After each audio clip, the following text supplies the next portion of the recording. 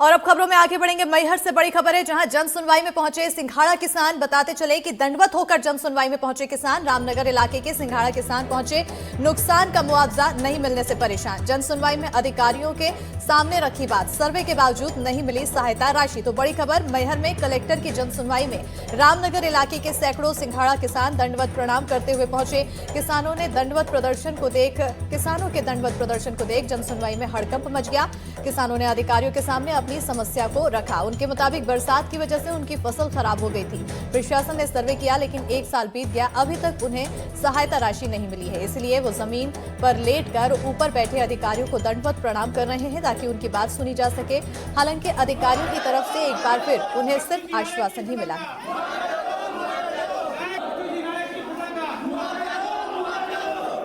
तो ये तस्वीरें आपको दिखा रही, एक्सक्लूसिव तस्वीरें हैं, जहां पर आप देख सकते हैं किस तरह से ये सभी किसान दंडवत होकर प्रणाम करते हुए नजर आ रहे हैं और अपना प्रदर्शन दिखा रहे हैं। ये प्रदर्शन का एक नया अनोखा रूप है, जहां पर जन सुनवाई में सिंघाड़ा किसान पहुंचे और इन्होंने जन सुनवाई के दौरान दंडवत होकर अपना विरोध दर्ज कराया।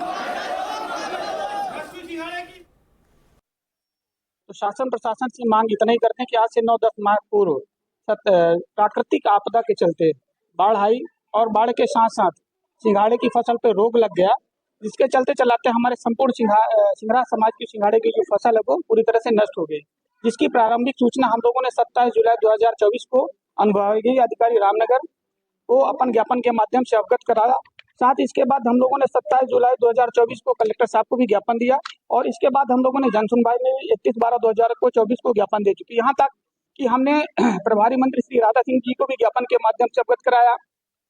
आदरणीय श्री कांत चतुर्वेदी जी मैहर विधायक हैं, उनको भी हमने ज्ञापन के माध्यम से अवगत कराया। लेकिन आज दिनांक तक ना तो भाजपा सरकार और ना शासन प्रशासन हम पीड़ित परिवारों की किसी भी प्रकार की मदद करने के लिए ना तो आगे आई और रही हमारी नष्ट फसल के मुआवजा दी। सिंघाड़े की खेती हम लोग करते हैं, एक तो कर्जा लेके करते हैं, बड़े आदमी तो है नहीं, हम गरीब हैं और 10 माह हो चुका, हमारी सुनवाई कुछ नहीं हुई।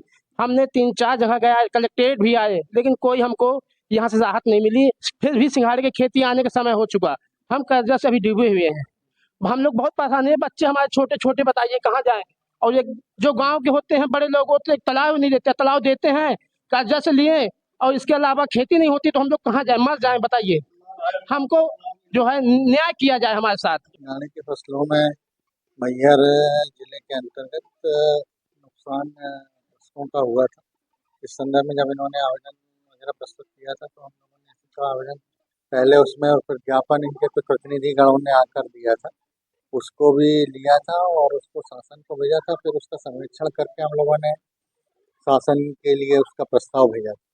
इसके बाद फिर ये एक विषय आया था कि राजस्व पुस्तक परिपत्र में जिन फसलों पे क्षतिपूर्ति देने का प्रावधान है, उन फसलों का जब अवलोकन किया गया तो उसमें सिंघाड़ा की फसल स्पष्ट रूप से उल्लेखित नहीं पाई।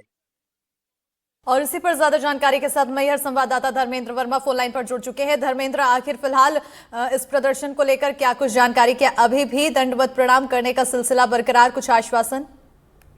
जी बिल्कुल, बताना चाहूंगा कि ये जो सिंघाड़ा किसान है वो एक अनोखा जो प्रदर्शन करते हुए, दंडवत परिक्रमा करते हुए जनसुनवाई में पहुंचे थे और उन्होंने अपना आवेदन दिया और उन्होंने मांग की कि करीब 10 माह पहले उनकी जो सिंघाड़े की खेती थी वो एक कीड़े के, लाल खूजा करके कीड़ा था, उसके प्रकोप में आने के चलते वो खराब हो गई थी उनकी फसल। और उसमें जांच भी हुई थी, जांच में 80 से 90% नुकसान जो कृषि उप संचालक हैं और जो उद्यान विभाग के उप संचालक, उन्होंने जांच करवाई थी, तो उसमें 80 से 90% इनकी जो फसल थी वो नष्ट बताई गई थी कि इनको इतना नुकसान हुआ है। बावजूद इसके लगातार पत्राचार किए गए, कलेक्टर को इन्होंने पत्र दिया और एसडीएम को दिया, लेकिन यहाँ से किसी भी प्रकार की इनको जो है तो सहायता राशि नहीं मिली।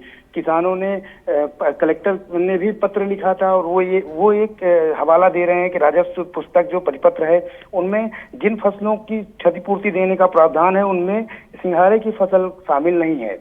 बहरहाल अभी हमने एडीएम से बात की तो उन्होंने ये कहा है कि हम फिर से पत्र लिखेंगे और जैसे ही मंजूरी मिलेगी उसके बाद हम इन्हें, जो किसान हैं उनको जो राहत राशि है वो देने का काम करेंगे। जी बिल्कुल, बहुत शुक्रिया तमाम जानकारी देने के लिए धर्मेंद्र।